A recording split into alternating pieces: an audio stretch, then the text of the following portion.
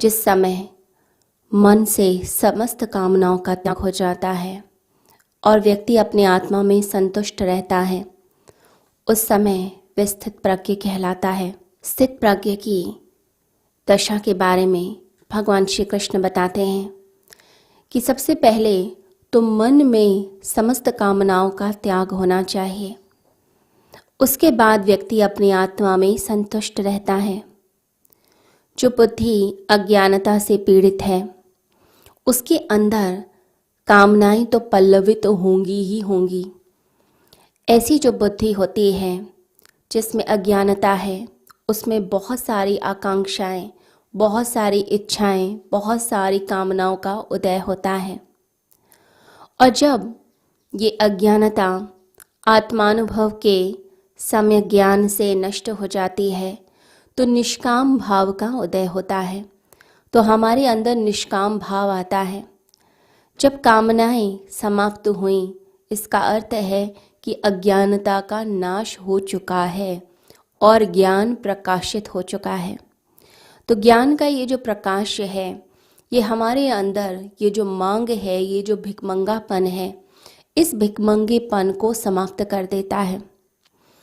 जितना हम मांगते जाते हैं संसार में, चीज़ों को मांगते रहते हैं, रिश्ते मांगते रहते हैं, प्यार मांगते हैं, जितना हम मांगते हैं उतना ही हमसे छिनता चला जाता है।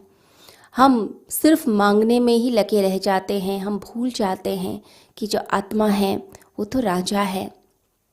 आत्मा राजा, और यह जो क्षेत्र है, जो हमारा जो शरीर है, ये जो हमारी इंद्रियां हैं, इन सब के ऊपर यह राज करता है। लेकिन हमने क्या किया हुआ है? अपनी जो इंद्रियां हैं, अपना शरीर है, मन है, बुद्धि है, प्राण है, इन सबको अपने ऊपर हावी होने दिया है। तो हम अपने क्षेत्र के राजा रहे ही नहीं हैं, सब लोग हम पर राज कर रहे हैं। तो जब कोई व्यक्ति अपने भीतर प्रवेश करना शुरू कर देता है, आत्मा का उसे अनुभव होना शुरू हो जाता है, यानी तपश्चर्या करता है, साधना करता है और शरीर का, इंद्रियों का भान छूटता चला जाता है, तो उसके अंदर यह जो बेकार की इच्छाएं आती हैं, बेकार की मांग आती हैं, ये भिखमंगापन उसका समाप्त होना शुरू होता है। इसीलिए अपने अंदर के केंद्र से जुड़ना ज़रूरी है। कृष्ण जो कहते हैं कि अपनी आत्मा में संतुष्ट रहता है।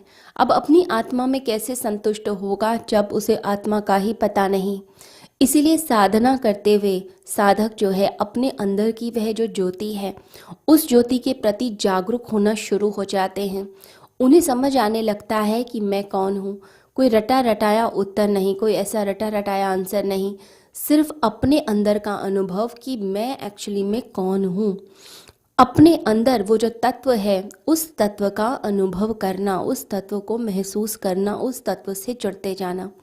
जैसे जैसे हम ऊंचाई की तरफ चलते चले जाते हैं, अपनी आत्मा से और ज़्यादा जुड़ते चले जाते हैं, जितना हम शरीर को, मन को, इंद्रियों के इन सब चक्रों के पार जाते चले जाते हैं, हम अपने अंदर अपने केंद्र से जुड़ते चले जाते हैं।